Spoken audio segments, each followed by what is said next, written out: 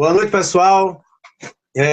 Meu nome é Hadley Marlon, sou professor de Educação Física, me formei pela Universidade Salgado de Oliveira, sou licenciado e bacharel. Esse ano concluí minha especialização em treinamento de força pela Universidade de Pernambuco. Atualmente atuo como personal trainer e ministro alguns cursos por aqui em algumas academias e com a empresa, né, HTC. E aí a gente está tentando trazer novos conceitos, atualizações da área para tentar cada vez mais aprimorar, desenvolver o trabalho da nossa área, da nossa profissão. E ano passado eu falei sobre princípios de treinamento, né, aplicado ao treinamento de força, que foi um dos meus primeiros trabalhos, é uma das minhas linhas de pesquisa que eu acho bastante interessante. E esse ano vim desenvolvendo outros trabalhos também voltados ao treinamento de força e recente agora estou com um novo falando sobre exercício aeróbio. E aí a gente fez um mix para tentar falar um pouco de tudo voltado ao esporte. Então, assim, o nosso diálogo de hoje vai ser sobre as bases teóricas do treinamento esportivo. Então, a princípio, a gente vai discutir alguns assuntos como bioquímica, que é importante você saber a bioquímica do exercício, e isso está totalmente relacionado com a bioenergética, a fisiologia do exercício, treinamento desportivo, né, em si, e o treinamento de força. Tudo isso está completamente integrado e é bastante importante que o profissional ele possa ter esse contato, né, esse conhecimento para um trabalho, seja na área acadêmica, né, seja na área do desporto, ou seja na área da academia como personal trainer. Então vamos lá. Vamos pensar um pouco sobre as questões que são bastante discutidas dentro da sala de musculação ou no dia a dia da nossa profissão. De onde vêm as prescrições de treinamento? Quais são as referências que você tem para prescrever um treinamento, seja ele aeróbio, seja ele de força, seja ele coletivo, seja ele individual? Nós temos que ter referências. Então, quais são as referências hoje? De onde está surgindo a prescrição? Temos que ter noções para que não possa fazer prescrições que não sejam apropriadas para cada tipo de esporte ou para cada tipo de individualidade. Então, existem prescrições e recomendações de algumas associações para diferentes modalidades, tanto para o treinamento de força, como para o esporte como um todo, e especificamente também para o treinamento aeróbio. Então, assim, algumas das minhas referências teóricas dentro do treinamento como um todo é o American College, né, que é a última atualização do American College, se não me engano, 2014, que fala bastante tanto de exercícios aeróbios quanto de exercícios de força. E ela serve para mim como uma referência, é uma das bíblias. Outra também é a literatura de Stélio Dantas, que é a prática da preparação física, que para mim é uma literatura bastante importante, que todo profissional, estudante tenha consigo, é interessante que dê uma lida. E a partir daí existem outras citações, se a gente for falar do treinamento aeróbio em si, existem as recomendações do American College, que cita a Associação Americana do Coração. E aí a gente consegue construir, né, dentro desses conceitos, uma prescrição mais segura, mais fidedigna para o praticante. Então vamos entrar um pouco da parte histórica, né, do contexto histórico da prática do exercício. Então existe uma teoria, que é a abordagem histórica, né, a teoria evolucionista, que o ser humano ele evoluiu de um macaco. Todo mundo já ouviu falar essa história. Desde a questão religiosa, a gente também pode trazer para as questões fisiológicas, né, da prática do exercício. Então tem essa teoria de que o homem ele evoluiu do macaco, certo? E que na época em que ele vivia como um nômade, né, como um macaco, ele tinha que, querendo ou não, buscar sua fonte de alimento, ele tinha que buscar sua segurança, o seu conforto, e para isso ele tinha que percorrer inúmeras distâncias, né? Então, para que ele pudesse se alimentar, tem alguns relatos que dizem que o homem tinha que percorrer cerca de até 15 quilômetros por dia, ou seja, era um homem, naquela época, bastante andarilho, né? Um homem que buscava bastante seu alimento, sua segurança, era nômade. E com o passar do tempo, ele começou a ver que poderia ser diferente. O homem começou a cultivar, começou a plantar, ele começou a ter a característica mais de agricultura. E isso reduziu a atividade física do homem, comparado com anteriormente, onde ele tinha que percorrer inúmeras distâncias, e agora ele passa a ser um agricultor, onde ele domina um determinado espaço de terra, ele cria, ele cultiva determinados alimentos, alguns animais, e com isso ele não precisa estar se deslocando, percorrendo grandes espaços. E cada vez mais o homem tende a se tornar mais sedentário, a sua prática de exercícios ele tende a ser mais reduzida. Hoje em dia você vê pessoas que não precisam nem sair de casa para se alimentar, só basta entrar num determinado aplicativo, pedir e a comida chega tranquilamente. E a tendência é isso, cada vez mais o homem se tornar mais sedentário. E pensando nisso, a gente tem que ter um conceito do que é o metabolismo, né? Trazendo para a parte fisiológica, o metabolismo nada mais é do que a soma de todas as reações químicas que acontecem nos nossos sistemas em conjunto. Então, entra o sistema circulatório, o sistema cardíaco, o sistema pulmonar, o sistema nervoso, seja ele central ou periférico. Então, tudo isso trabalhando em conjunto forma o trabalho do metabolismo. Trazendo para a nossa área, né, para a educação física, para o exercício físico, o metabolismo ele pode ser subdividido em aeróbio ou anaeróbio. E aí, o metabolismo aeróbio é aquele que você tem a predominância da via oxidativa. Tá? Eu vou falar mais na frente, mais especificamente sobre cada um desses. E o metabolismo anaeróbio é aquele que você tem a produção de força, né? Então, tanto ela pode ser alática como lática. De uma forma mais didática, o metabolismo aeróbio, nós produzimos energia com a presença de oxigênio, e o metabolismo anaeróbio, a gente produz energia sem a presença de oxigênio, ou seja, baixas concentrações de oxigênio nas células. E aí, a gente pode começar a especificar em relação à parte bioquímica. Ou seja, para que eu possa gastar um determinado ATP de determinados tipos de metabolismo, seja o aeróbio, seja o anaeróbio, eu preciso quebrar esse ATP. Esse ATP ele é uma moeda energética, né? A gente sabe que é nada mais do que adenosina trifosfato. E aí, para que eu possa quebrar esse ATP, eu preciso ter uma enzima que vai degradar, e isso é chamado de hidrólise, ou seja, eu vou estar degradando o ATP a partir da água. E a hidrólise do ATP, na sua composição química, cada vez que eu quebro um ATP, eu libero ADP, né? Ele é trifosfato, ele vira difosfato, porque ele solta um fosfato inorgânico e uma energia. Então, isso é chamado de fosforilação, quando eu adiciono um grupo fosfato dentro da minha produção de energia. Então, você já sabe o que é hidrólise do ATP, que é a quebra do ATP pela água. Cada vez que eu quebro uma molécula de ATP, ela vai virar ADP, mais um fosfato inorgânico, mais energia. E isso nada mais é do que a fosforilação, certo? Então, passando de forma específica para o metabolismo anaeróbio alático, certo? Onde eu tenho uma rápida produção de ATP, o substrato energético que é utilizado de forma primária é a creatina fosfato ou fosfocreatina, que ela é a primeira fonte energética degradada do metabolismo anaeróbio ou de qualquer prática que você inicie de forma instantânea.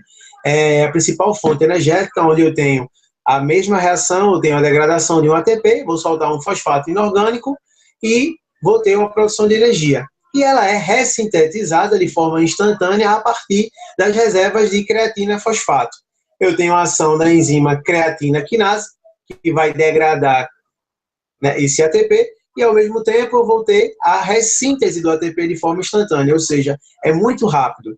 Então, isso é utilizado em exercícios de alta intensidade e curta duração, trazendo para a prática o treinamento de força com curtas repetições, o esporte, o saque no voleibol, o arremesso no handebol, um sprint no futebol, na natação. Então, são as características que são específicas de forma bioenergética em determinados esportes mais explosivos, as ações primárias, né, de formas mais instantâneas. E aí, passando para a segunda fonte energética, né, anaeróbia, e é quando a gente fala do sistema glicolítico, ou seja, é a via anaeróbia lática, onde eu deixo de utilizar de forma primária a creatina fosfato, passo a utilizar a glicose como forma secundária. Então, o que é que acontece? Eu inicio a prática do exercício, dentro de determinado espaço de tempo, eu vou degradar a creatina fosfato, a partir daí eu vou entrar no metabolismo da glicose. Esse metabolismo é bastante complexo, porque ele tem várias reações químicas e torna bastante complexo. Mas vou tentar resumir um pouco para a gente não ficar um pouco perdido. Então vamos lá. Eu tenho uma molécula de glicose, certo? Essa molécula de glicose, ela vai ser degradada. Essa degradação vai sofrer algumas reações químicas até que ela vire um ácido pirúvico, certo? Então, cada vez que, lembra quando eu degrado ATP, eu solto um determinado hidrogênio, esse hidrogênio ele acumula no meio intracelular, acidificando o meio, faz com que o piruvato, que é uma degradação da glicose, se torne um ácido pirúvico, e assim, de forma consequente, ele passa a ser lactato e ácido lático. E aí, né, existem inúmeras discussões sobre a questão do ácido lático ser o determinador de fadiga, que é o principal responsável pela incapacidade da realização do gesto. E aí a gente vai discutir mais na frente que não é tudo isso que se fala. Então, o resultado final do metabolismo anaeróbio lático, né, com a produção de lactato, é 2 mols de ATP. E isso vai ser utilizado em exercícios de alta intensidade e em durações um pouco mais prolongadas, mais duradouras do que a creatina fosfato. Também mais rápidas do que o exercício aeróbio. Ok? E aí, o que é que a gente tem que entender? Vamos lá, vamos entender um pouco sobre essa questão da degradação da glicose. Então, eu tenho na minha corrente sanguínea uma quantidade de glicose circulante. Essa glicose, ela pode formar glicogênese, certo? Vou aumentar a quantidade de glicogênio, tá? Na minha musculatura e no meu fígado. E aí, também, quando eu tiver com a quantidade de glicogênio alta, que for necessário para a utilização como fonte de substrato energético, ela vai ser quebrada, né? Vai ser degradada, chamado processo de glicogenólise.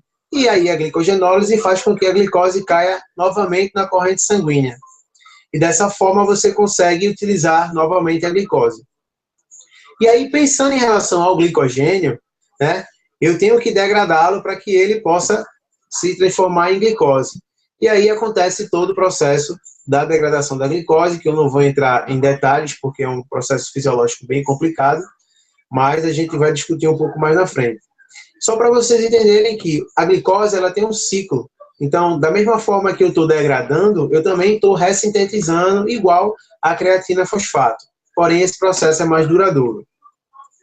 E aí, pessoal, entrando nessa questão, a gente tem que falar um pouco sobre o pH, porque a grande discussão é sobre o quanto a degradação da glicose pode gerar a acidificação do meio, né, intracelular pela soma dos íons de hidrogênio junto com a glicose para formar piruvato e assim lactato.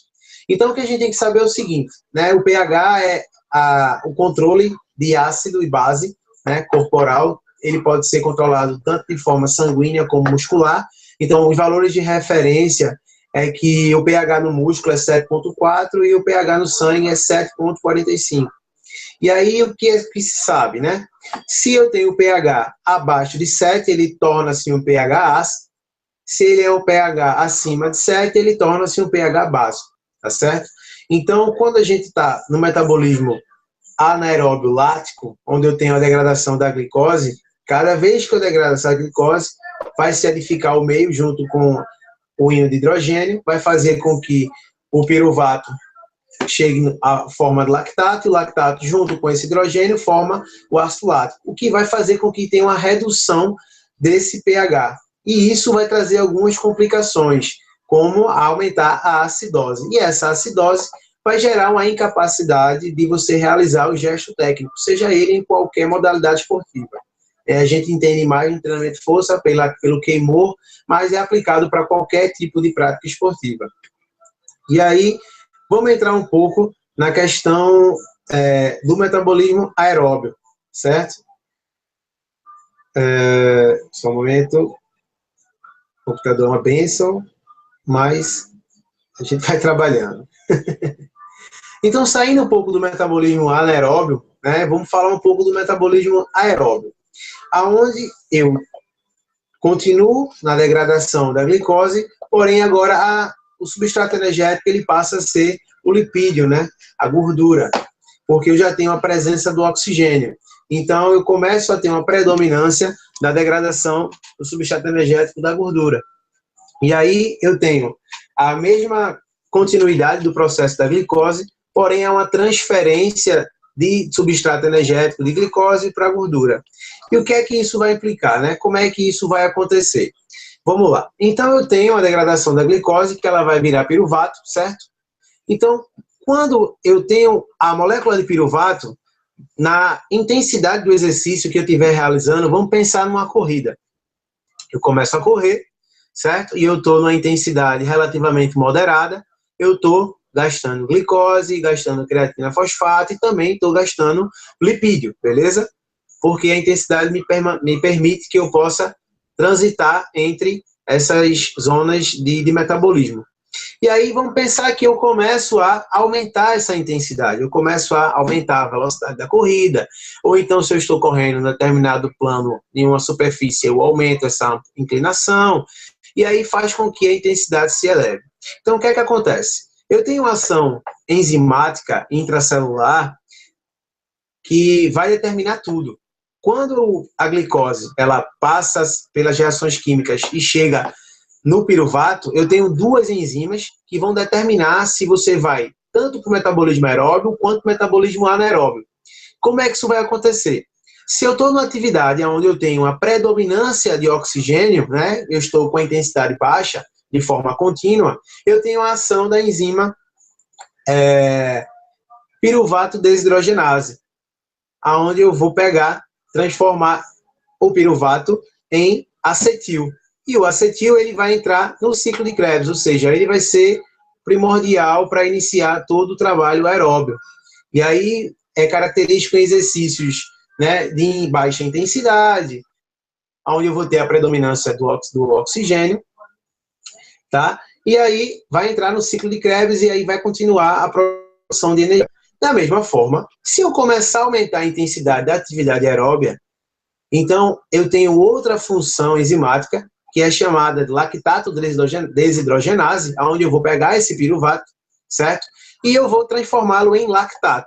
E isso acontece quando? Quando eu estou em exercícios de alta intensidade, onde eu não consigo ter a presença de oxigênio, e aí a lactato desidrogenase forma o lactato a partir do piruvato e da ausência de oxigênio, o que vai fazer com que se reduza o pH.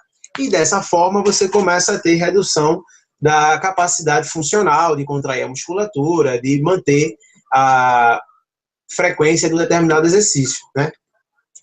E aí, além além do ciclo de Krebs, na produção de energia da via aeróbia, a gente também tem a cadeia transportadora de elétrons, que acontece, né, dentro da matriz mitocondrial. Vocês sabem que a mitocôndria é a principal célula responsável pela produção de energia. Então, o que é que acontece? Dentro da matriz mitocondrial, eu tenho um processo chamado de biossíntese de ATP. Como é isso? Eu tenho transportadores, né, facilitadores intracelulares, chamados de FAD e NAD, que eles levam esse hidrogênio que está acidificando no meio e recebem esse hidrogênio, fazendo com que diminua aquela acidificação e, com isso, eu possa permanecer na via aeróbia. Então, a partir daí, eu transfiro esses íons de hidrogênio e aí ele pode ser transformado, é transformado, né, em ATP.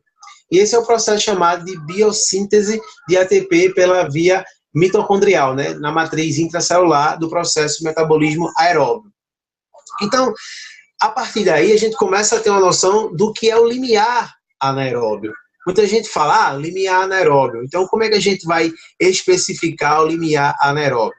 Eu estou fazendo atividade cíclica, contínua, como corrida, pedal, né? E isso vai fazer total diferença se eu tiver uma alteração dessa intensidade. Quando eu estou numa intensidade baixa, eu consigo permanecer em uma duração mais prolongada, então eu tenho uma predominância da via aeróbia, certo? Onde eu estou o tempo todo transferindo os íons de hidrogênio que estão acidificando aquele meio para produzir energia. E Quando eu começo a aumentar essa intensidade, o que é que vai acontecer a nível intracelular? Vai ter uma transferência de ação enzimática da... Eita. Deixa eu dar uma relembrada aqui. Sim, da piruvato desidrogenase para lactato desidrogenase, aonde eu vou começar a ter uma acidificação desse meio. E aí, quando eu começo a chegar essa acidificação, eu começo a entrar no processo de dispneia, eu começo a ficar aumentando a captação de oxigênio de forma excessiva, e aí a gente começa a chegar em determinado limiar anaeróbio, onde a intensidade do exercício ela está transitando de via aeróbia, passando para via anaeróbia, que se for continuada, vai chegar na interrupção pela fadiga. Então, é bastante interessante a gente ter uma referência desse limiar anaeróbio. É só fazer o teste ergométrico que você vai tentar achar.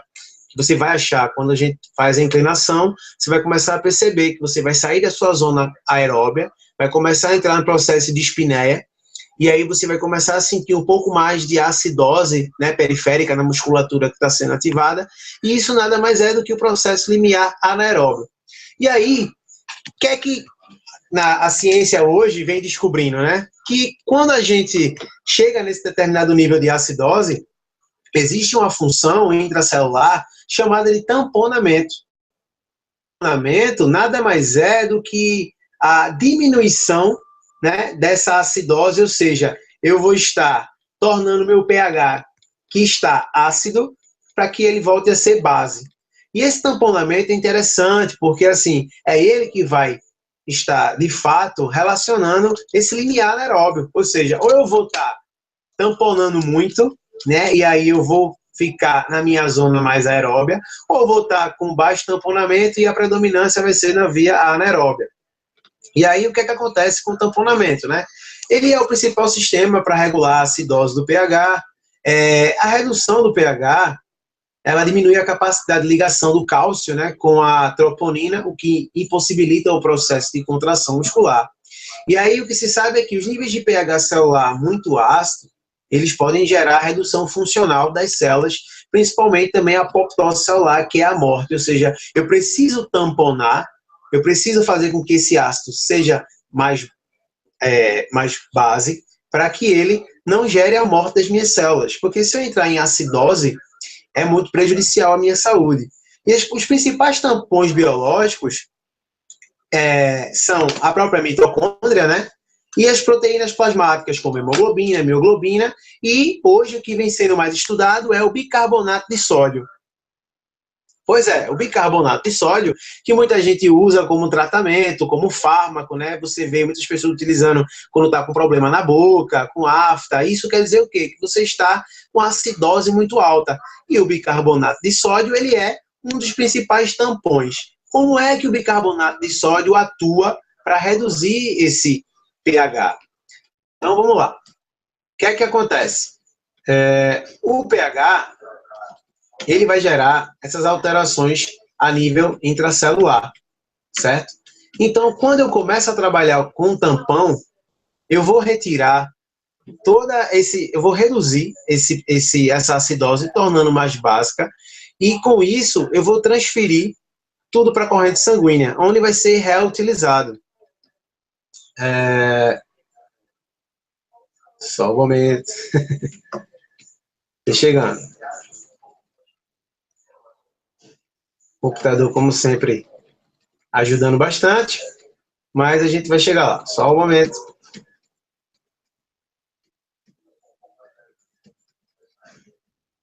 Falar um pouco do bicarbonato de sódio para vocês. Cadê ele? Tá, vamos lá. Então, o que é que acontece? Como é que o bicarbonato de sódio ele vai ajudar a tamponar? Então, vamos pensar o seguinte. No meu músculo, certo? Eu tenho um estoque de glicogênio, tá? E o glicogênio é onde está armazenado toda a fonte energética que vai ser utilizada para a produção de energia. E aí, eu vou ter, né, o processo de degradação do glicogênio e vou chegar na fórmula de glicose. A glicose, ela vai passar por diversas reações até chegar na fórmula de piruvato. E aí, se eu tiver ação das enzimas, tanto lactato desidrogenase como piruvato desidrogenase, que vai fazer essa diferenciação. Fala, Davi.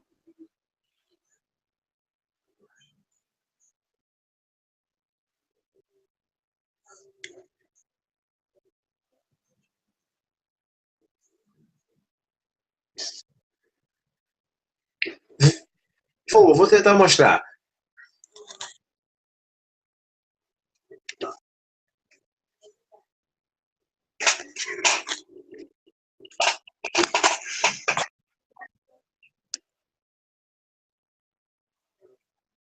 Eu vou tentar trazer meu computador. Deixa eu ver se. Vê aí. Vê se vocês conseguem ter uma visualização, pelo menos no computador. Dá para dar uma olhadinha aqui? Isso aqui é o processo que eu estou tentando explicar do tamponamento. Dá para ver? Dá para visualizar? Então aí, o que é que eu estava falando, né?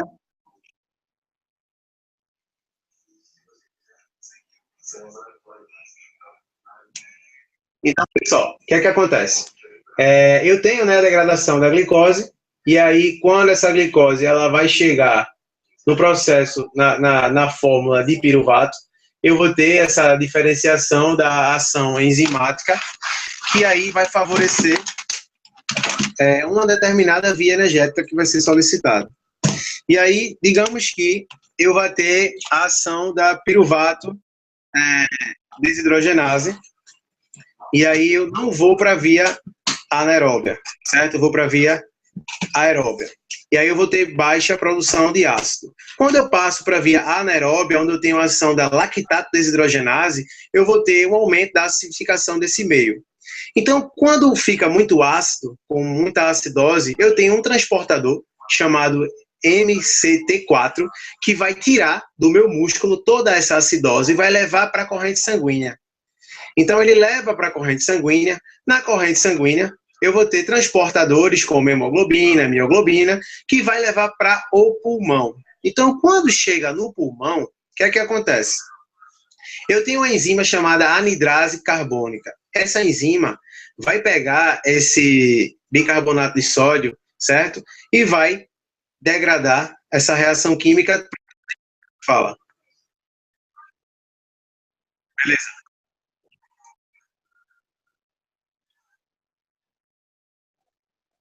Peraí. Deixa eu...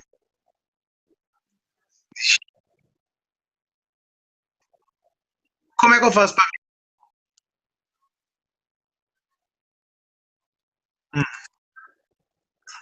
Certo.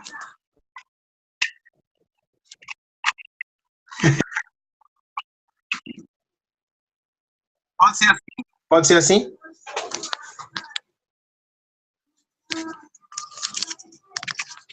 Peraí.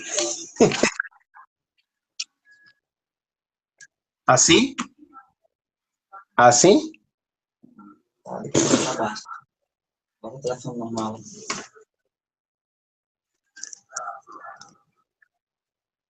Agora? Não, de cabeça para baixo. Não, aqui pelo menos eu tô vendo certo. De cabeça para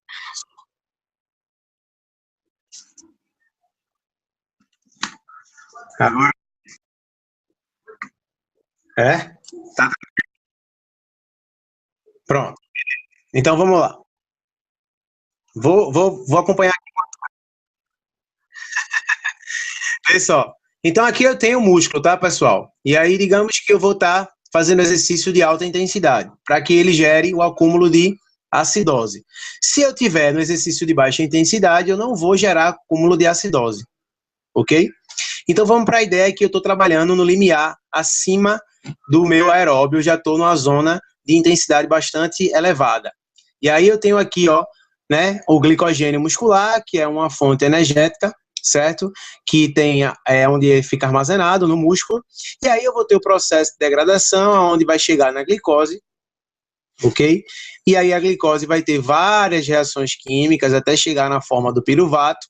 Quando eu tenho a ação da enzima lactato desidrogenase, né? E aí eu tenho a soma dela com o íon de hidrogênio, que vem a partir da degradação do ATP, esse lactato com o íon de hidrogênio, ele vira ácido lático, Se eu tiver exercício de baixa intensidade, se eu estiver realizando exercício de baixa intensidade, então eu vou diretamente para a mitocôndria, eu não vou ficar no meio intracelular. Então, quando eu tenho uma quantidade de ácido lático muito elevada no meu músculo, quando eu começo a tamponar, é quando um MCT4, que é um transportador, ele leva o ácido lático para a corrente sanguínea, certo? E aqui, ó, ele sofre uma separação, e aí fica apenas o ácido, ok? E o lactato, ele fica solto na corrente sanguínea, e aí a hemoglobina e a mioglobina vai levar para o pulmão. E aí eu tenho, né, a separação a partir da enzima anidrase carbônica, que vai transformar esse ácido em gás carbônico e água. Ou seja, quando eu estou tamponando, é quando eu estou eliminando tudo isso pelo pulmão. Isso é uma função de tamponamento pelo pulmão. E aí, quando o lactato cai na corrente sanguínea, separado, né, quando existe essa separação, então esse lactato ele vai para a corrente sanguínea. O que acontece é isso, é o chamado ciclo de Cori. Então eu tenho aqui, por exemplo, na minha musculatura, né, eu tenho a degradação do glicogênio, foi tudo que eu falei para vocês recentemente, no último slide. Então esse glicogênio vai ser transformado em glicose, e aí essa glicose ela vai ser, né, degradada e vai sofrer toda aquela ação de acidose, vai cair na corrente sanguínea, certo? Quando ela cai na corrente sanguínea, né, que ela já não está sendo mais utilizada, ela vai voltar para o fígado. E aí no meu fígado, ela vai ser armazenada novamente como glicogênio. E aí eu vou ser degradado novamente, ele é degradado, a glicose, para voltar para a corrente sanguínea, certo? E aí ela é reabsorvida pelo músculo e vice-versa, ou seja, esse é o processo chamado ciclo de Cori. Vamos explicar para o outro lado. Então a glicose, ela vai ser degradada no músculo para formar lactato, o lactato vai cair na corrente sanguínea, certo? No processo de tamponamento, aí o sangue leva o lactato para o fígado ele é reconvertido em glicose novamente, pela função de gliconeogênese, e essa glicose volta para a corrente sanguínea.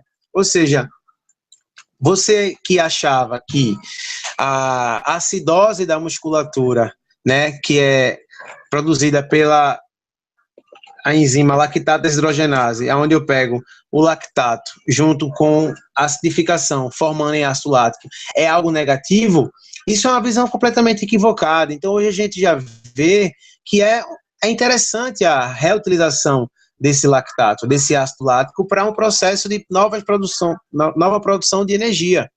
Então, ele é um indicador de fadiga, sim, porém, também é interessante que a gente possa ter uma ressíntese desse metabolismo energético a partir do tamponamento. E aí já tem alguns estudos, como esse que foi feito aqui na Revista Brasileira de Prescrição e Fisiologia do Exercício, que fala sobre a função do bicarbonato de sódio. Porque se é o bicarbonato de sódio um dos principais tampões, por que não estudar a suplementação do bicarbonato de sódio? E aí esse estudo é bem interessante. Então, o efeito do bicarbonato de sódio na concentração do lactato e na performance de corredores de meio fundo e fundo. E aí, qual foi a metodologia, né? 6 atletas de meio fundo e fundo, eles eram fisicamente condicionados, treinavam 6 vezes na semana, com volume entre 80 e 100 quilômetros, ou seja, eles trabalhavam muito o metabolismo aeróbio, e o protocolo de treinamento foi 10 tiros de 400 metros com intervalo passivo de 60 segundos. Então, eles tinham que fazer 4 quilômetros intervalados, intervalo de 1 minuto para cada tiro. O primeiro teste foi realizado sem suplementação de bicarbonato de sódio. O segundo teste foi após 48 horas do primeiro, e os atletas repetiram o protocolo com suplementação de 0,3 gramas de bicarbonato de sódio. E aí vamos ver o que foi que aconteceu. E aqui mostra um gráfico, né, em relação à intensidade de cada um dos atletas do grupo que foi suplementado com bicarbonato de sódio e o grupo que não utilizou bicarbonato de sódio. Então você tem aqui a quantidade de tiros, tá certo? Do primeiro ao 10º tiro, e aqui você tem a velocidade que o indivíduo conseguiu atingir. Então aqui, ó, em verde, é o grupo que não foi suplementado, ou seja, eles fizeram um treinamento sem bicarbonato de sódio, e aqui em rosa, o grupo que teve a suplementação de bicarbonato de sódio. E você consegue observar que o grupo que foi suplementado com bicarbonato de sódio, ele teve uma melhor resposta durante os tiros. Então, independente se foi o primeiro, o quarto ou o último tiro, eles tiveram uma melhor resposta durante a prova. Ou seja, mostra que o efeito do tamponamento no metabolismo energético, ele é fundamental para o rendimento do atleta. Então, se eu tiver efeito de tampões, vai fazer com que eu reduza a minha acidose muscular produzida pelo piruvato, né, pelo lactato, somado com o enzima de hidrogênio, que vai fazer com que a minha incapacidade de continuar a prática seja realizada. Com o efeito do tampão, que é um deles, o bicarbonato de sódio, isso se reduz bastante.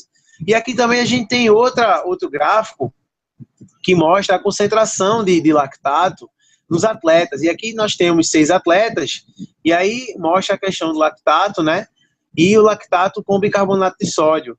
Ou seja, teve um efeito tampão muito maior com um grupo que tomou bicarbonato de sódio. Isso mostra, claro, que você, com a suplementação adequada, faz com que esse tamponamento seja mais efetivo e possa melhorar a resposta do atleta.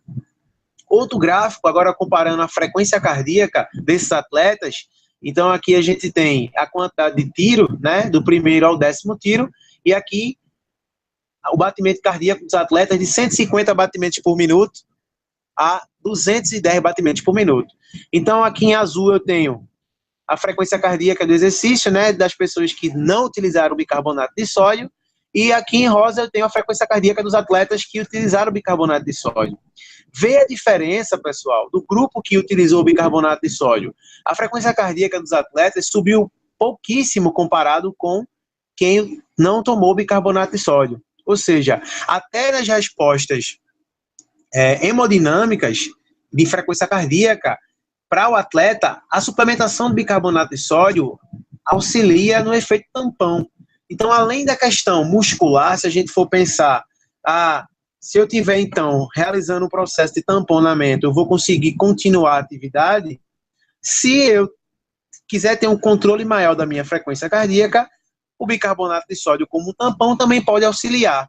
Isso é muito interessante. Então, é o que está sendo mais estudado hoje em dia nas bases fisiológicas, né, do treinamento desportivo, que pode ser aplicado também para o treinamento de força. Só um momentinho, pessoal, para eu não perder aqui. Não. Aqui, vamos lá. E aí, voltando. Peraí. Então, falando um pouco disso agora, vamos entrar na parte da fisiologia neuromuscular. Então, vocês sabem, né, que existem essas classificações dos tipos de fibra. E os tipos de fibras estão relacionados principalmente com essa parte do metabolismo energético. Então, está totalmente interligado a bioquímica com o metabolismo energético, com a fisiologia do exercício. Então, aqui a gente tem algumas referências, né, de acordo com os tipos de fibra. Então, todo mundo sabe que a gente tem 2 tipos de fibra, né, fibra do tipo 1, fibra do tipo 2. E as fibras do tipo 1 são as fibras que elas têm as melhores respostas aeróbias, ou seja, elas têm as melhores respostas mitocondriais, são fibras que têm mais mitocôndrias. Então, devido a isso, as fibras têm melhores respostas na produção de ATP pela via oxidativa. E quando a gente vai falar da fibra do tipo 2, né, que é a fibra glicolítica, é a fibra da produção de força, são as fibras que têm baixa concentrações de mitocôndria. E essas fibras, elas são altamente explosivas. São fibras que ajudam bastante, tanto nos sprints, no treinamento esportivo, né, nos tiros, como também na musculação, no treinamento de força. E aqui a gente tem um exemplo clássico que a gente não pode se apegar 100% pela cor. Essa questão da cor foi nada mais, nada menos do que uma forma didática de ensinar, né, da gente poder passar o conteúdo para vocês. Só que foi feita algumas análises em relação com o pH da musculatura e foi visto que se tiver alguma alteração do pH, a cor da fibra muda. Porém, suas concentrações de enzimas e algumas organelas permanecem as mesmas. Por exemplo, a ideia que a gente tem é que a fibra do tipo 1 é a fibra vermelha, é a fibra aeróbia, e a fibra do tipo 2 ela é a fibra branca, né, a fibra glicolítica. E aqui a gente tem um exemplo clássico disso. Por exemplo, se eu for falar tradicionalmente, essa imagem aqui, ó, essa imagem aqui é a imagem, essa primeira, é a imagem que você consegue observar. Essa daqui, ó, que a minha seta está em cima, tá? Aqui, ó, reação do pH 4.6, do tipo de fibra. Então, aqui eu tenho a fibra do tipo 1, é a vermelha, tá vendo? E a fibra do tipo 2 é a fibra branca. Só que isso está sendo analisado com pH ácido 4.6. Lembra que a referência do pH de 7 para baixo ele é ácido, de 7 para cima ele é base? Então, essa análise de tonalidade de fibra, ela foi feita com essa quantidade de pH, 4.6. Então, para analisar agora, quando eu troco o pH de ácido para base, tá? O pH agora está em 9.4, ou seja, está acima de 7. E olha a cor das fibras. Mudou. Ou seja, a fibra que era vermelha no pH 4.6, ela agora é rosa no pH 9.4. A fibra branca, que era a fibra do tipo 2, ó, agora ela está vermelha no pH 9.4. Então, essa análise de fibra, de acordo pela cor, é uma impressão equivocada. Isso está relacionado com o nível de pH. Isso é bastante interessante. E aí vem aquela dúvida, será que a genética determina um campeão? Será que a partir da genética, da composição de fibra, eu posso ter uma resposta se o indivíduo tem melhor predisposição para esporte de alta intensidade, curta duração, ou esportes de baixa intensidade e longa duração? E aí, isso foi uma revisão feita por James Skinner que explica sobre essas características e que isso está totalmente interligado com as características intramusculares das organelas, das ações de enzima. Então, ele fez um exemplo aqui de uma tabela onde ele utilizou 4 características, né, 4 especificidades. Então, aqui ele tem força muscular, potência máxima em 10 segundos, potência máxima em 90 segundos e resistência aeróbia. E aí, ele está analisando isso com o efeito da genética do indivíduo. Então, vamos lá. A força, ela tem pequeno efeito genético. Ele vai explicar, logo em seguida eu vou explicar por quê. Potência máxima em 10 segundos no ciclo ergômetro também tem um pequeno efeito genético, ou seja, a genética não vai influenciar nem na força, nem na potência em 10 segundos. Agora, quando eu vou falar da potência em 90 segundos no ciclo ergômetro, ou seja, o tempo da atividade já deixa de ser mais de alta intensidade e curta duração, já começa a ter uma redução dessa intensidade, porque o tempo já começa a ser mais prolongado. E aí ele já mostra que existe uma grande relação com a carga genética. E quando a gente fala da resistência aeróbia, também tem moderada a grande relação com a carga genética. Ou seja, se você quiser ter uma referência da questão genética relacionada com força e potência, tem pequena relação. Não é a sua genética que vai determinar a força e a potência muscular que você vai desenvolver. Porém, se você quiser ter uma referência de potência em um tempo maior, um sprint mais prolongado, né, propriamente dito, ou uma atividade contínua de resistência aeróbia, a genética ela já passa a ter um grande papel como influenciador. E aí ele explica por quê. Está totalmente relacionado com as características fisiológicas das fibras, principalmente com tamanho e composição das fibras, né, em relação ao tipo 1 e tipo 2, atividade enzimática, creatina quinase, ATPase, lactato desidogenase e ciclo de Krebs. Ou seja, se eu tiver uma fibra que tenha maior atividade de creatina quinase e ATPase, lactato desidrogenase, ela é uma fibra que ela tem maior predisposição a ser de força. É uma fibra glicolítica, uma fibra de alta produção de força. Se eu tiver em minhas concentrações de fibra uma maior quantidade de mitocôndria, né, uma maior quantidade de ação do ciclo de Krebs, então já tem uma maior resposta da atividade aeróbia. Isso está totalmente relacionado com as características fisiológicas. E isso vai refletir diretamente no metabolismo energético. Então, falando do metabolismo energético, a gente tem essa imagem, que é clássica, né? Que fala sobre a utilização dos substratos energéticos em relação ao tempo e a intensidade. E essa aqui se disseminou como a única e verdadeira. Porém, vou trazer referências mais atuais, mostrando que ela de fato não é dita mais como a referência de utilização de substrato energético de acordo com a duração. Mas só para vocês lembrarem, aqui eu tenho 3 substratos energéticos, né, 3 produções de energia a partir da creatina fosfato, a partir da glicose e a partir da respiração mitocondrial ou oxidativo, né? Então aqui eu tenho o tempo, que vai de 0 segundos até 4 minutos, e o percentual de distribuição de energia, que vai de 0 a 100. Então, pela lógica, antigamente, como se dizia, que se eu estivesse trabalhando com uma prática de exercício que durasse de 0 a 5 segundos, estourando aí seus 10 segundos, eu já teria uma predominância maior da creatina fosfato, ou seja, o metabolismo anaeróbio alático. Então, quando eu começo a ter uma duração mais prolongada, eu já tenho uma maior atividade da via glicolítica e se reduz a atividade de creatina fosfato. E com o tempo de 1 minuto e meio para mais, eu tenho uma predominância da respiração mitocondrial ou trabalho aeróbio. Isso é uma abordagem muito antiquada, que hoje já existem novas literaturas relacionadas a esse dispêndio energético. E aqui a gente tem uma teoria que é chamada de metabolismo integrado. Já é uma nova abordagem que classifica o percentual de cada uma produção energética de acordo com a duração. Vamos lá, por exemplo, a duração do exercício em segundos, percentual da produção de energia anaeróbia, percentual da produção de energia aeróbia.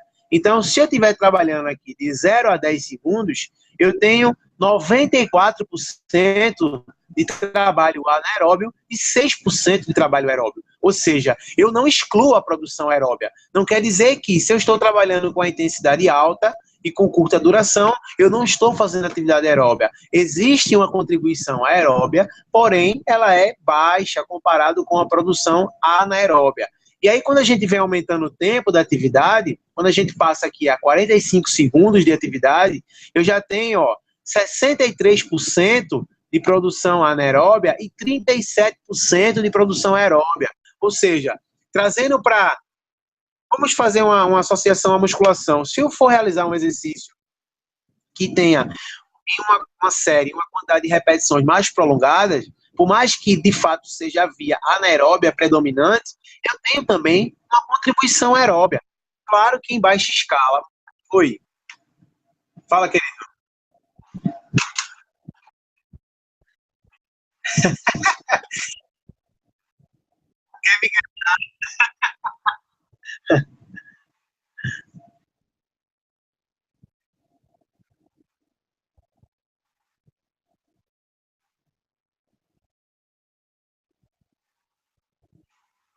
Calma, devagar. Cortou, repete aí.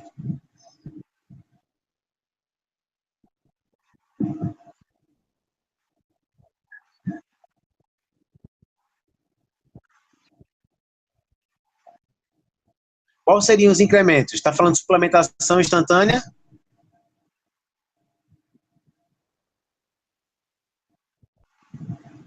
Eu só não entendi a questão dos incrementos. Tudo bem, eu entendi que ele está querendo falar sobre a capacidade da potência anaeróbia no treinamento de corrida. Agora, quais seriam esses incrementos que eu não consegui entender?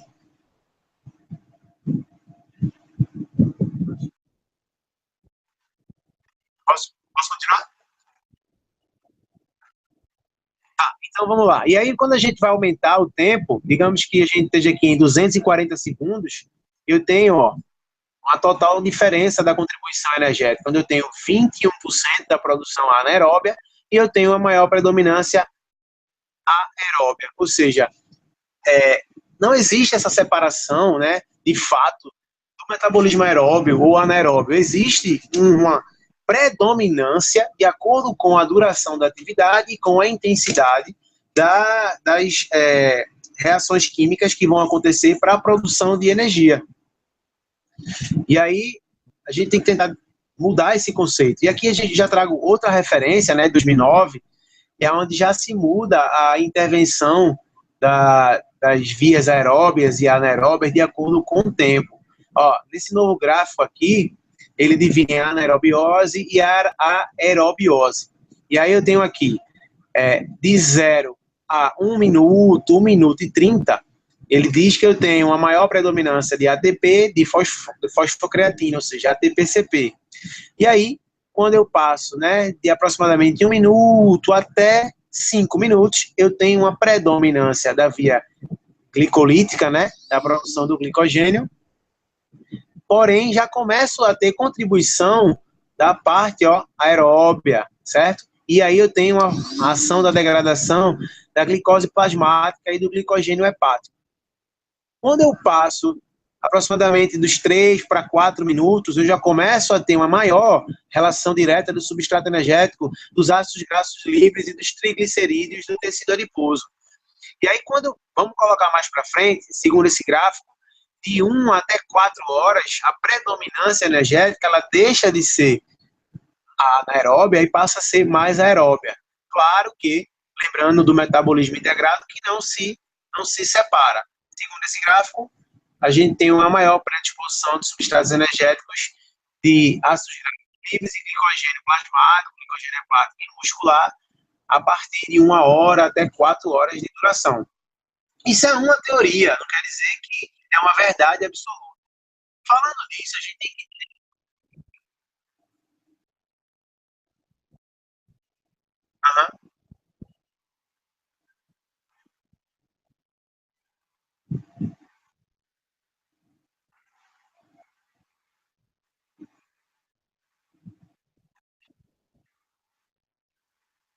mostrar. Aí, pessoal, tivemos um probleminha com um Flammarion, certo? Ele acabou de mandar uma mensagem para mim, avisando que teve um probleminha na família. E aí, assim, a gente vai seguir com o Hadley e após ele, a gente vai dar uma pausazinha e inicia com o Igor, ok? Obrigado aí, pessoal. Continua, Hadley. Tranquilo. Tá, vamos lá. Então, só para fechar essa parte bioenergética, né? O que eu quero deixar bem claro é o seguinte, que, de fato, existe um metabolismo integrado dos determinados substratos energéticos e que o que vai determinar se a predominância é aeróbia ou anaeróbia vai ser a intensidade e a duração do exercício. E aí, pensando nisso, a gente tem que entender quais são as adaptações que vão acontecer de acordo com essa prática. Então, eu tenho as adaptações que podem ser subdivididas em agudas e crônicas, e as agudas, elas se dividem em imediatas e tardias. Então, alguns exemplos que podem ser ditos adaptações agudas e imediatas, né? Então, nós temos aí o aumento da frequência cardíaca, o aumento da pressão arterial, a temperatura corporal, que vai ficar elevada, e a hipertrofia transitória, que é uma adaptação gerada no treinamento de força, né? E as adaptações tardias, elas são aquelas que acontecem em alguns momentos após o término da sessão. Então, aí nós temos aumento da taxa metabólica de repouso, eu tenho o EPOC, né, que é o consumo excessivo de oxigênio pós-exercício, e tem exercício, e tenho a hipotensão relativa ao exercício prévio e a dor muscular de início tardio, que ela pode vir tanto no treinamento de força quanto no treinamento aeróbio com intensidade elevada. E as adaptações crônicas são as respostas acumulativas no organismo, onde eu tenho emagrecimento, hipertrofia, controle da glicemia e o controle da pressão arterial. E a partir disso, a gente tem que ter essa noção para a questão da prescrição dos exercícios. Então, falando de exercício aeróbio, né, a gente tem aí que entender o controle das variáveis, né, que são o tempo de estímulo, quantidade de estímulos, intervalo de recuperação, distância determinada para cada estímulo e a intensidade que pode ser exemplificada pelo VO2, pela frequência cardíaca e pela velocidade. Então, por exemplo, eu quero trabalhar com você 1 minuto de estímulo, certo? E você vai ter um intervalo de recuperação de 30 segundos. E aí eu posso determinar quantos estímulos em 1 minuto vão ser dados. Então, ó, eu quero que você faça 5 estímulos de 1 minuto, com intervalo de 30 segundos. Ou a gente pode trabalhar com distância, né? Eu quero que você faça 100 metros, vai recuperar 30 segundos, e 100 metros. Então, a gente pode trabalhar dentro dessas variáveis. Ou a partir, né, da intensidade, que pode ser esclarecida pelo VO2, que é feito através de alguns testes, né, de análise de gases e tal, ou da frequência cardíaca, que é um teste mais simples de fazer, que a gente tem que ter um controle, que serve também para pessoas que têm algumas necessidades ou algumas patologias, e pela velocidade, se a gente for trabalhar dentro da esteira, tá? E aí, ó, por que a gente tem que saber disso? Porque para prescrição de exercício, eu tenho diferentes características para o treinamento aeróbio. Então, eu tenho a especificidade de um treinamento de saúde, né? Um treinamento mais voltado ao recreacional, a, né, pessoas que podem ter alguns problemas relacionados com saúde, então eu tenho que trabalhar de forma mais específica, ou em nível de condicionamento, já para pessoas que não tem nenhuma alteração de doenças, né, crônicas, e apenas estão buscando a melhora do condicionamento, e a performance, que são pessoas que estão buscando cada vez mais se aprimorar dentro do esporte. E aí a gente tem essas variáveis bem determinadas, e por isso que é interessante que possamos ter elas como referência. Por exemplo, se eu quiser trabalhar o exercício aeróbio, né, segundo o Hollis e Frank 2000, com a característica de saúde, a intensidade ela deve ser moderada. Eu posso trabalhar de 5 a 7 dias na semana, num total, um volume total de 30 minutos ao dia. Então aí você pode pegar uma pessoa totalmente descondicionada, colocar ela para fazer exercício aeróbio com intensidade moderada. 30 minutos já é o suficiente para que esse indivíduo possa melhorar a sua saúde. Falando em relação ao condicionamento físico, a gente já tem que aumentar, né, a intensidade do exercício, já aumenta essa questão dos estímulos que vão ser dados para que o indivíduo possa ter melhores respostas. Então aí a gente já começa a trabalhar baseado na frequência cardíaca, que é uma variável bastante interessante para a prescrição de treinamento aeróbico. Então eu posso trabalhar entre 70% e 30% da frequência cardíaca, 3 a 5 dias na semana, e a intensidade ela pode ser aí a duração de 20 a 60 minutos por sessão. E aí, se a gente for colocar isso em distância, pode ser de 4 a 5 quilômetros 3 vezes na semana, tá? Então já começa a ter uma determinação de variável mais específica.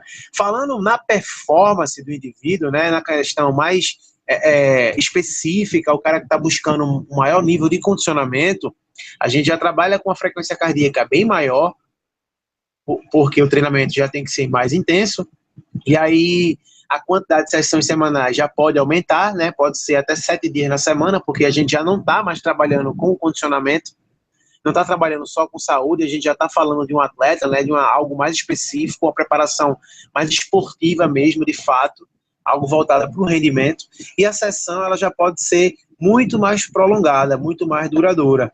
Então já chega até 60 minutos.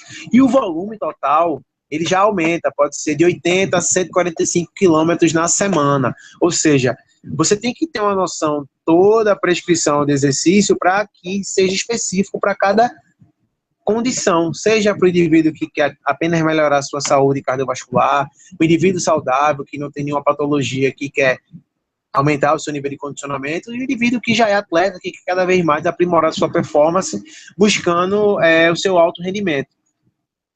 E aí a gente pode trazer a relação de outros esportes. Esse foi meu trabalho de TCC, da minha formação em bacharel, onde eu falei sobre o metabolismo energético do basquete e handebol. Esse trabalho eu fiz junto com o professor Fabiano Tadeu, foi meu orientador, Choquito, que é uma das referências, né, do desporto, trabalha na área do futsal, e também tive a colaboração de Carla Toniolo, que é uma coordenadora, a coordenadora do curso de Educação Física e também professora da Universidade de Pernambuco, que ela é da área do handebol, e o professor Tiago Aguiar, que hoje está fazendo o doutorado na UPE. Então a gente conseguiu fazer esse trabalho, foi muito interessante, que foi sobre o metabolismo energético do basquete e handebol. Nesse trabalho, eu quis enfatizar quais são as vias metabólicas que predominam nesses esportes. qual é a via metabólica que se predomina no esporte coletivo? Será que existe uma diferença do esporte coletivo entre um esporte coletivo e outro esporte coletivo? Ou se existe diferença do esporte coletivo para o esporte individual? Então, essas foram algumas das dúvidas que eu quis levantar no meu TCC. E aí, como eu falei especificamente do esporte coletivo, né, falei do basquete e do handebol, então eu cheguei uma das minhas conclusões, né, foi que as características do esporte, elas estão totalmente relacionadas com o metabolismo energético. E aí eu posso entrar nesse quadro que foi adaptado de Dantas, né, que eu usei como referência. Aí eu tenho as capacidades físicas, que são a velocidade, resistência anaeróbia e a resistência aeróbia. E aí eu vou distribuí-las em relação às suas características, ao sistema de transferência de energia e a via metabólica propriamente dita. Então, vamos lá. Então, a qualidade física de velocidade, né, trazendo para o basquete e para o handebol, ela tem uma característica de altíssima intensidade e curta duração. O sistema de transferência de energia na velocidade, ele é o sistema anaeróbio alático, ou seja, lembra que eu falei no início, onde eu tenho a produção de força, né, de energia de rápida produção, que vai durar de 0 a 10, 15 segundos. São os sprints, são os passes, né, as mudanças de direção. E eu tenho a via metabólica ATP-CP fosfagênia. Quando eu mudo a qualidade física, a capacidade física do esporte, trazendo para a resistência anaeróbia, eu já começo a mudar as características, onde eu tenho aí a alta intensidade e curta duração, ou seja, eu já tenho uma atividade mais prolongada, porém a sua intensidade também se permanece alta. E aí eu mudo o sistema de transferência de energia do anaeróbio alático para o anaeróbio lático, ou seja, esse aqui é aquele que eu falei no início, que a gente tem a maior produção do lactato, a maior produção de acidose, e é ele que vai fazer com que diminua o pH, fazendo com que a gente tenha a incapacidade da produção de energia e continuidade do exercício. E aí a via metabólica, ela é a glicolítica. Então, quando a gente fala da resistência aeróbia, né, que é a última qualidade física dentro desse esporte, dos esportes, né, do coletivo, então eu tenho baixa intensidade e alta duração, ou seja, eu vou fazer exercícios de intensidade menor, porém a duração dessa atividade vai ser muito mais prolongada. E aí a gente tem, em referência, reposicionamento dos jogadores. Então, quando a gente está percorrendo a quadra, né, apenas para visualizar o adversário, sem fazer sprints, né? Eu apenas estou percorrendo, estou me reposicionando, estou no momento de recuperação. E aí eu tenho um sistema de transferência de energia totalmente aeróbio. E a via, né, metabólica, ela é oxidativa. Ou seja, em relação a essas capacidades físicas, eu pude concluir no meu artigo de TCC que as modalidades esportivas coletivas, como basquete e handebol, elas têm características intermitentes, ou seja, eu não tenho uma predominância de apenas uma via metabólica, só aeróbia ou só anaeróbia.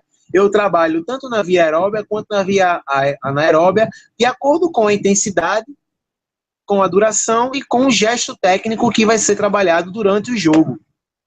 E aí se caracteriza como intermitente ou de intervalado de alta intensidade, que algumas pessoas conhecem também como HIIT, né? Isso foi a minha conclusão. E aí, a gente vai agora falar um pouco da corrida. Então, vamos lá. Então, como é que isso pode ser aplicado? Se a intensidade ela está relacionada com a curta duração, né?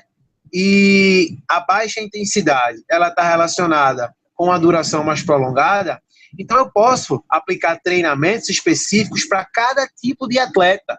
Seja ele um maratonista, seja ele um corredor de 100 metros, 400 metros, como tem aqui o exemplo de Usain Bolt. Porém, não quer dizer que o atleta de maratona não tenha que treinar treinos de alta intensidade.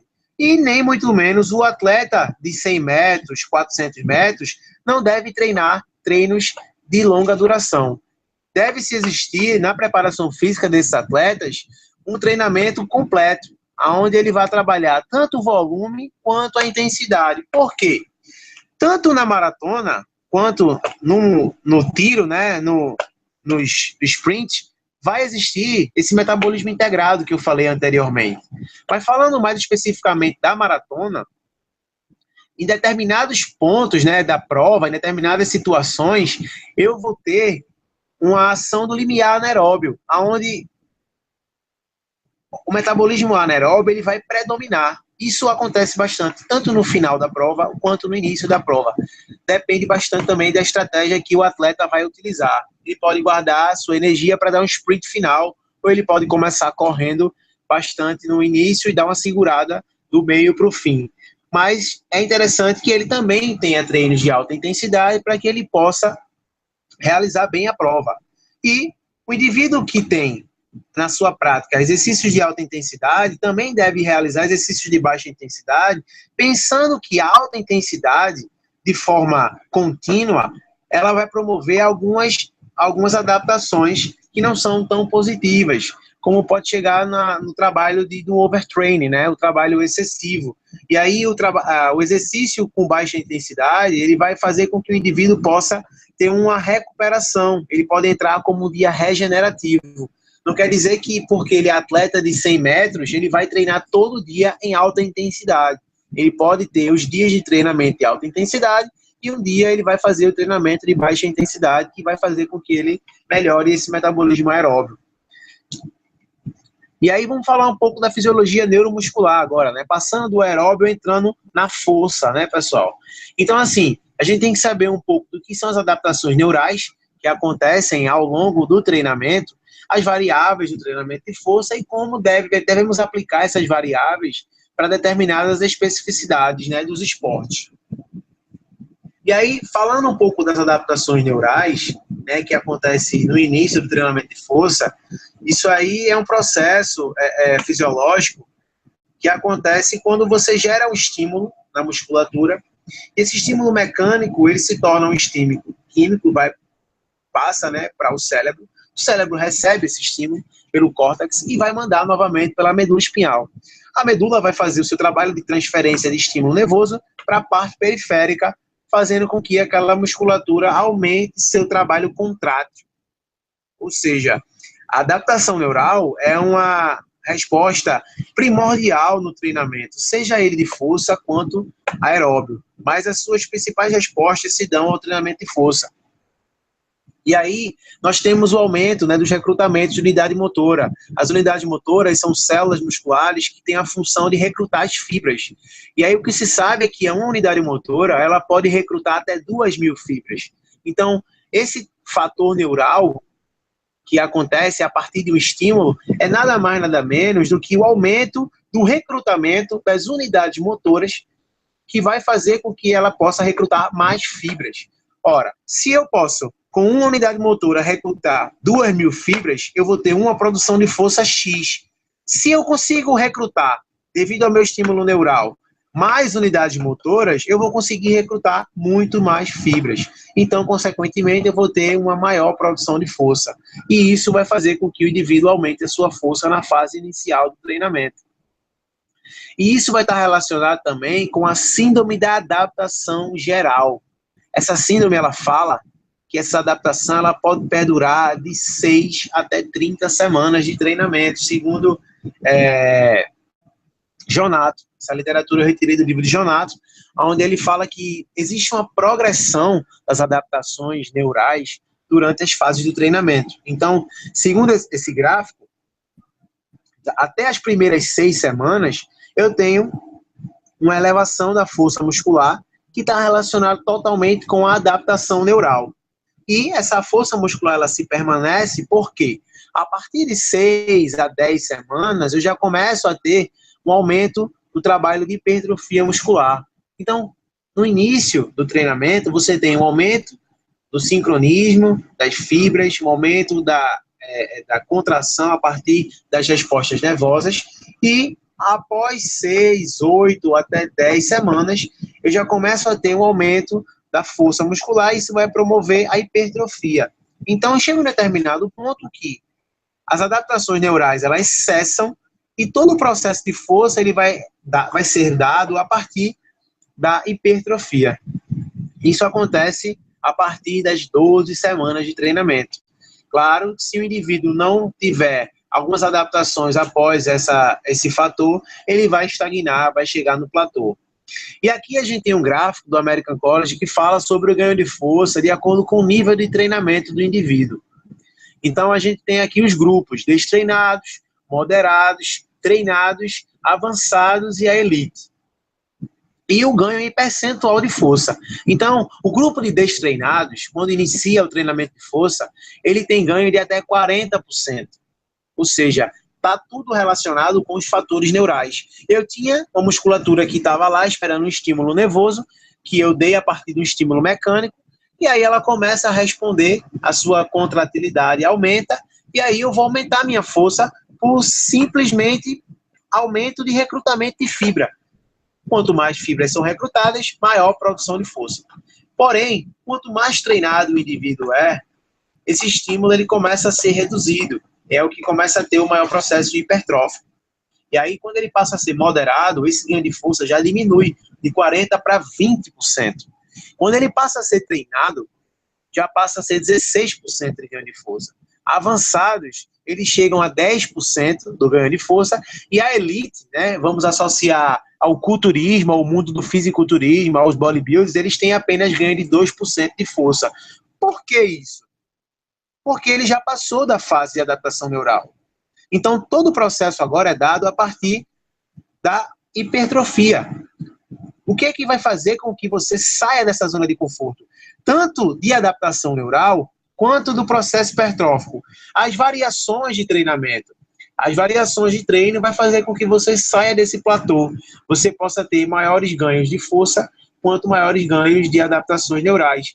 O que vai fazer com que você melhore o seu sincronismo intramuscular e intermuscular, fazendo com que exista um trabalho mais sinérgico, mais um trabalho auxiliador de alguns músculos, dos músculos principais, que vai fazer com que você tenha maior força. Pensando na prescrição, né, a gente deve entender que existe o princípio da supercompensação.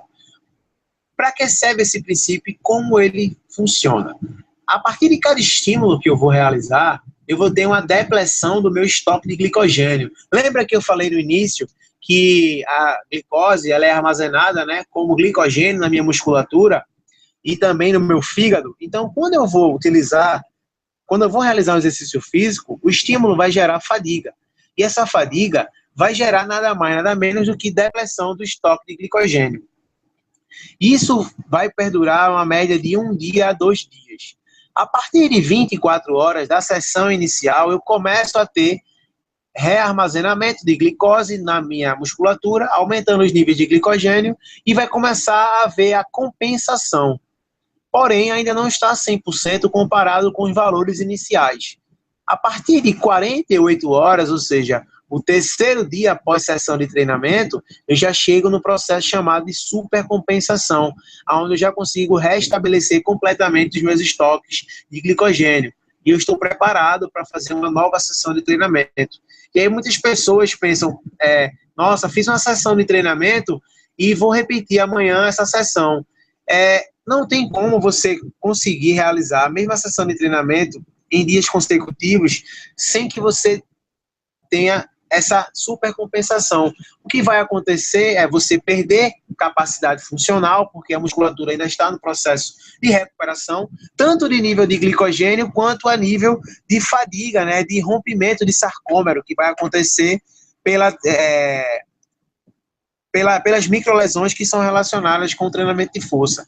E aí, a partir do 4º dia após sessão, já volta a homeostase ou homeostasia, ou seja, os níveis de glicogênio eles já estão normalizados. Então, o indivíduo ele já pode treinar novamente. Mas a partir de 48 horas, você já pode fazer a sua sessão sem problema.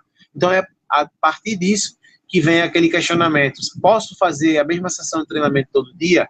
Se você realizar uma sessão de treinamento muito bem realizada, utilizando as variáveis bem aplicadas, vai gerar uma depressão do estado de glicogênio e não tem condições de você realizar em seguida uma nova sessão da mesma musculatura.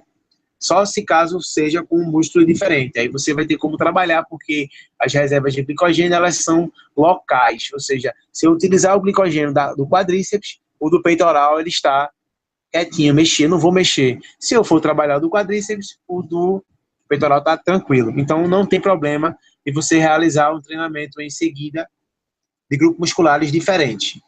Se for realizado o mesmo grupo muscular, tem que esperar uma média de 48 horas para que possa ter um novo estímulo significativo.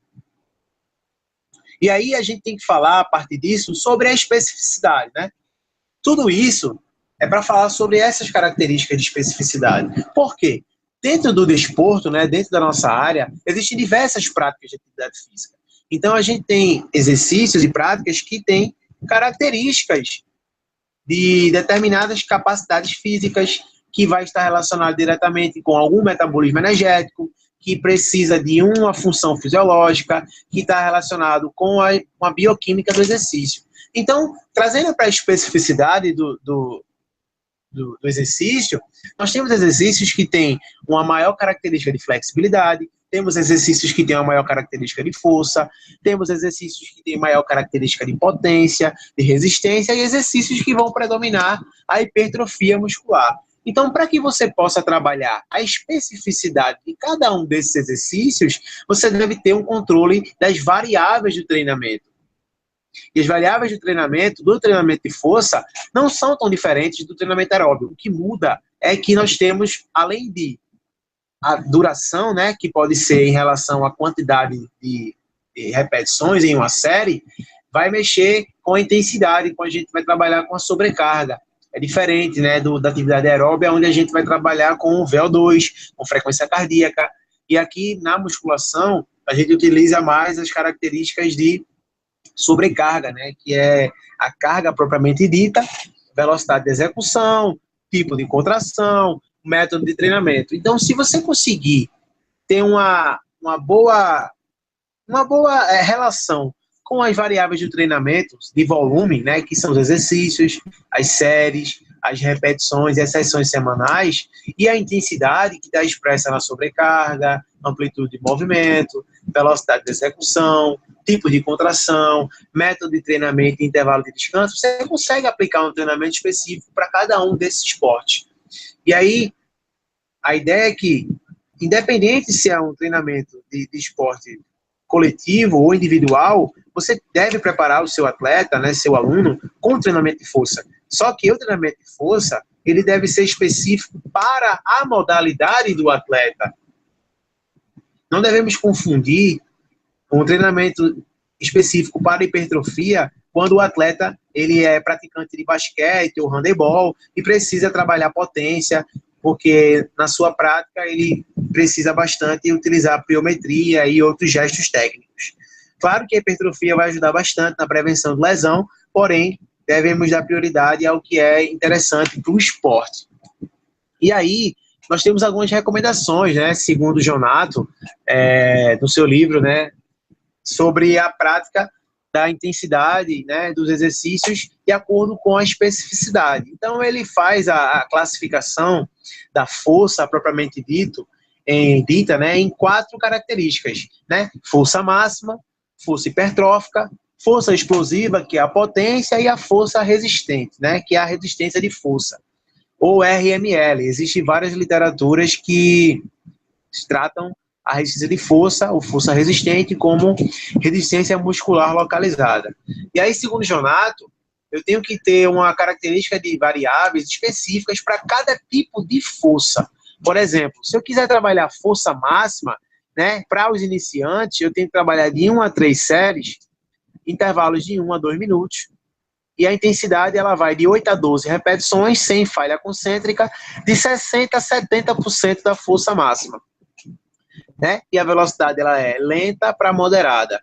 E aí, trazendo para a força hipertrófica, eu tenho aí o número de séries por exercício, também de 1 a 3, intervalos pode ser de 1 a 2 minutos, a velocidade de execução ela já é moderada, e a gente trabalha de 8 a 12 repetições, de 70% a 35% da força máxima. Porém, aqui a gente já começa a trabalhar com falha concêntrica. diferença, né, da força hipertrófica para a força máxima. A força hipertrófica a gente trabalha de forma mais contínua até a falha concêntrica. Trazendo para a força explosiva, né, que é a força de potência, que é utilizado nos esportes coletivos, nos esportes individuais, existem valores de referência de intensidade diferenciados para membros superiores e membros inferiores, segundo Jonato. Então, ele classifica que para membros superiores, a intensidade ela deve ser de 30% a 60% da força máxima.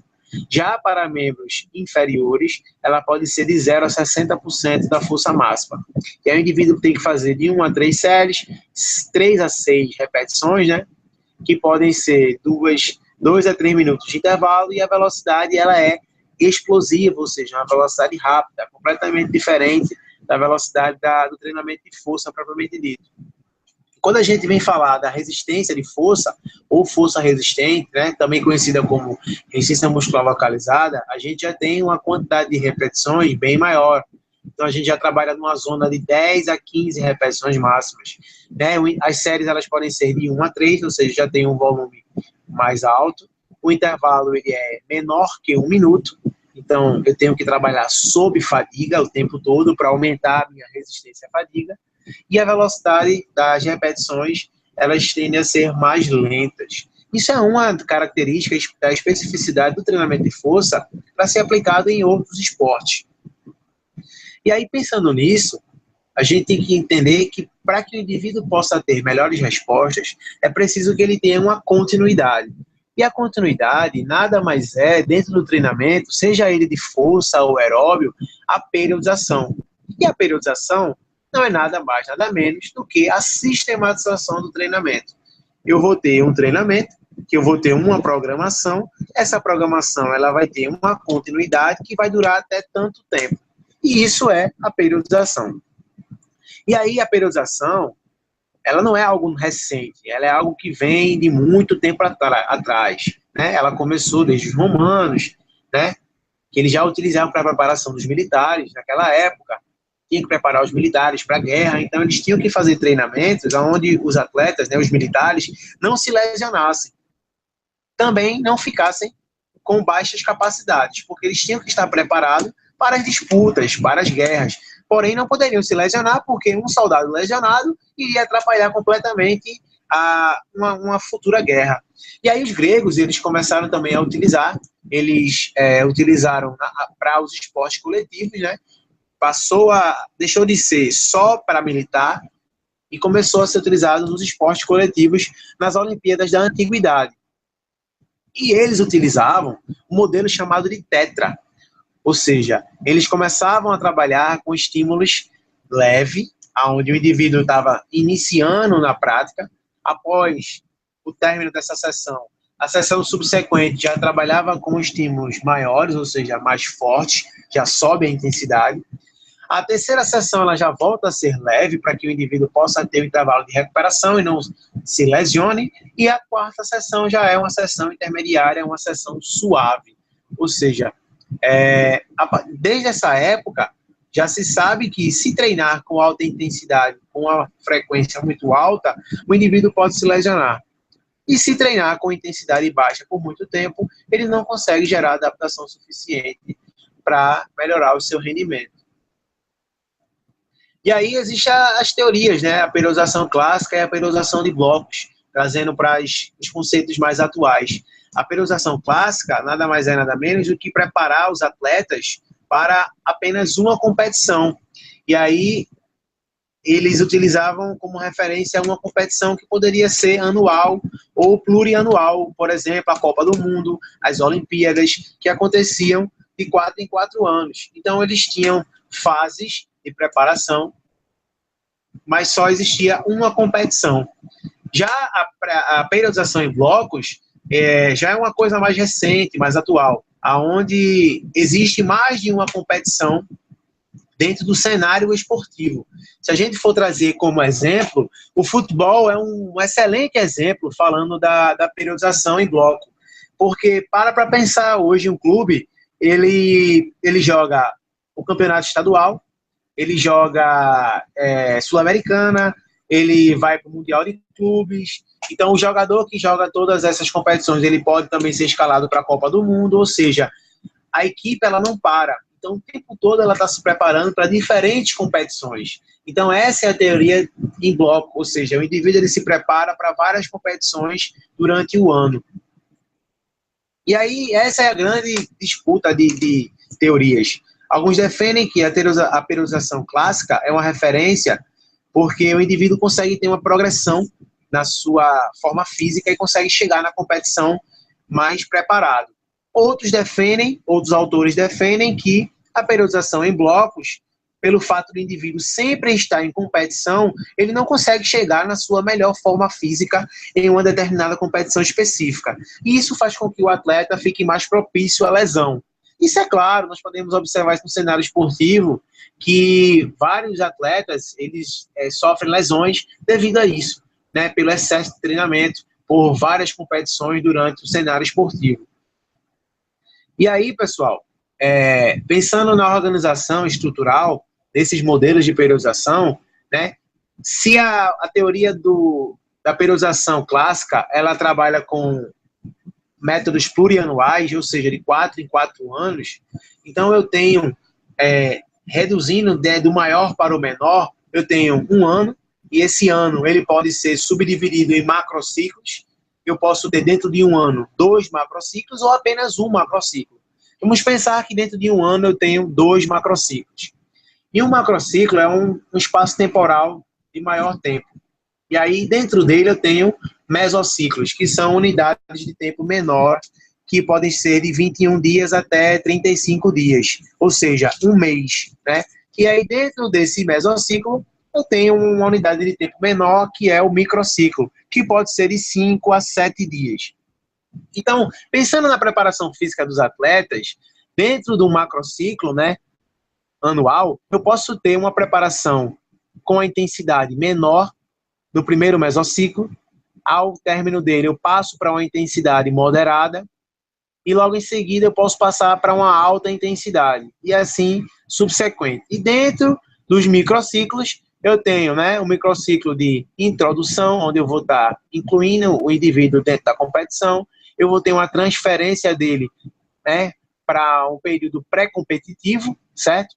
Onde ele vai estar se preparando para a competição. Eu tenho um período competitivo. Caso o indivíduo não vá competir, eu posso fazer com que dentro dessa semana ele treine com a intensidade muito alta, próximo de uma competição, como se ele estivesse participando de uma competição real, por mais que ele não esteja.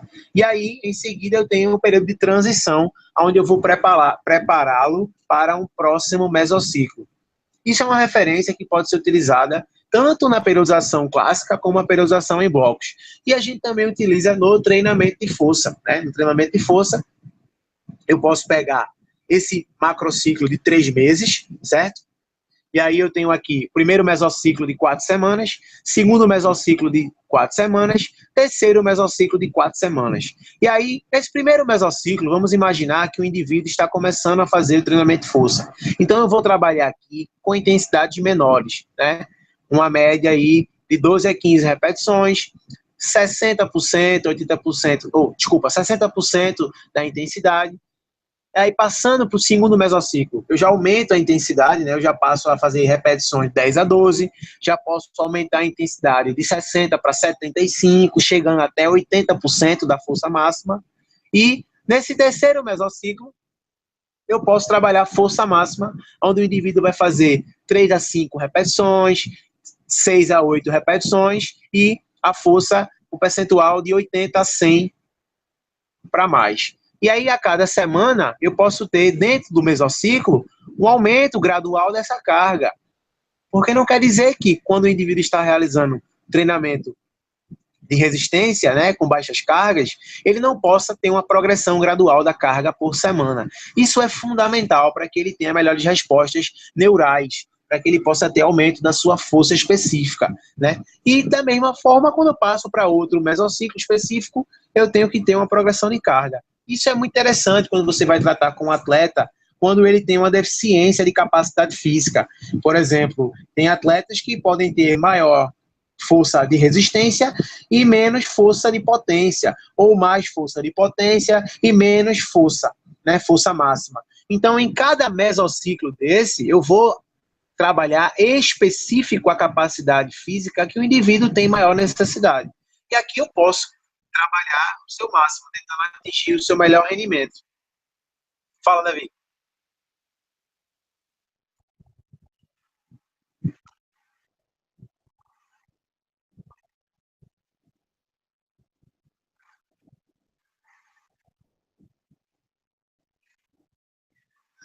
Posso falar?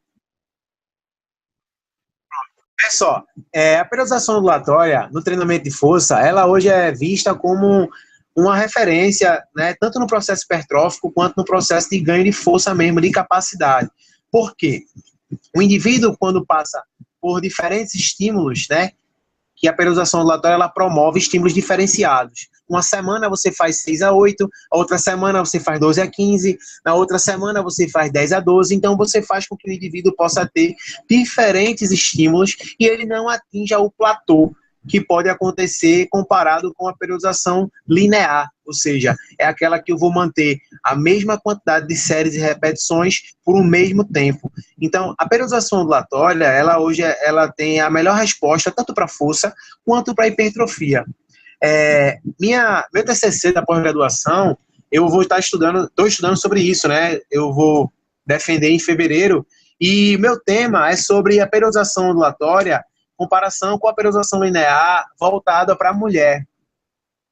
Porque, por mais que a gente saiba que é melhor a periodização ondulatória, existem diferenças, né, de gênero que podem influenciar. Tanto a diferença de gênero quanto a diferença de experiência no treinamento. O que se sabe é melhor iniciar o indivíduo no treinamento de força pela periodização linear, por segurança, fazendo com que ele possa ter melhores respostas neurais, porque ele ainda vai estar no processo de adaptação neural, e logo em seguida, quando ele adquirir maior capacidade funcional, maior experiência, maior padrão de movimento, podemos fazer a mudança da periodização linear para a periodização ondulatória. E relacionado ao gênero, existem diferenças quando se fala sobre a questão do ciclo menstrual, que vai ser a minha defesa do TCC, né? Eu estou estudando essas diferenças hormonais que acontecem em relação ao sexo. Por exemplo, se eu estiver trabalhando uma periodização ondulatória com homens e cair a semana de força, o homem vai conseguir realizar tranquilamente, porque ele não tem nenhuma alteração fisiológica comparado com a mulher quando se trata do ciclo menstrual. A mulher, em relação ao ciclo menstrual, se ela tiver num período pré-menstrual, ela pode ter presença de dores e isso vai atrapalhar no desempenho durante o treinamento. E aí, caso ela esteja nessa semana, né, na semana pré-menstrual ou na semana menstrual, se a periodização ondulatória cair na semana de força, na semana de maior intensidade, provavelmente a mulher ela não vai conseguir render tanto quanto o homem. Então, essa é a minha teoria sobre a periodização ondulatória. Mas, no treinamento de força, ela se comporta de forma melhor do que a linear. Não negando a resposta positiva que a linear também pode oferecer.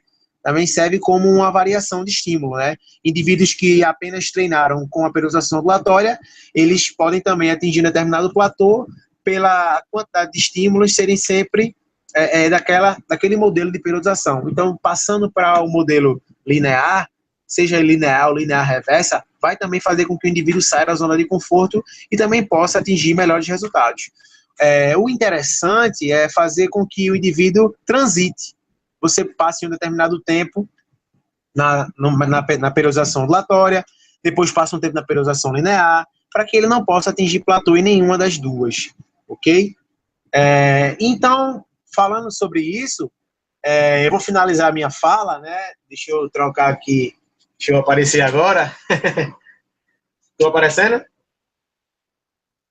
Pronto. Então, para concluir a minha fala, né, no Enolage de hoje, o que eu quis falar é o seguinte, pessoal.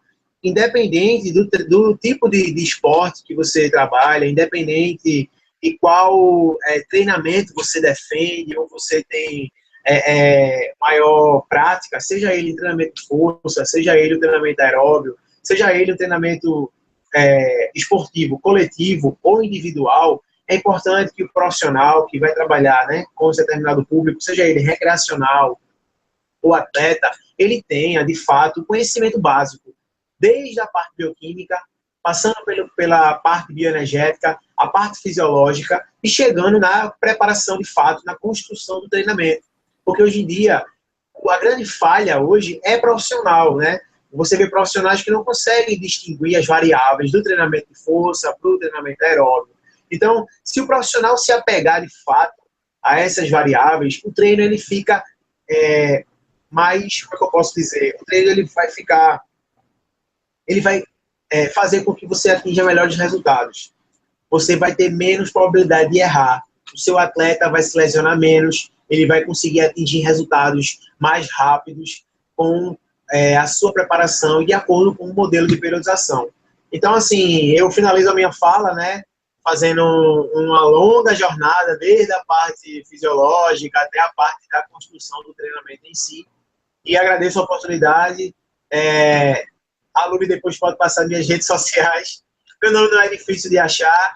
É só colocar aí no Instagram, Hadley Marlon, que vocês vão achar tranquilamente. Estou aberto a dúvidas. Pode falar comigo que tiver alguma dúvida nas redes sociais. Esse material eu tenho, os artigos na íntegra. Posso disponibilizar para quem tiver interesse. E é isso aí. Agradeço, pessoal, a oportunidade. Espero que tudo isso tenha colaborado com a formação de vocês, com a orientação prática de cada um. Obrigado, pessoal. Boa noite. Grande abraço.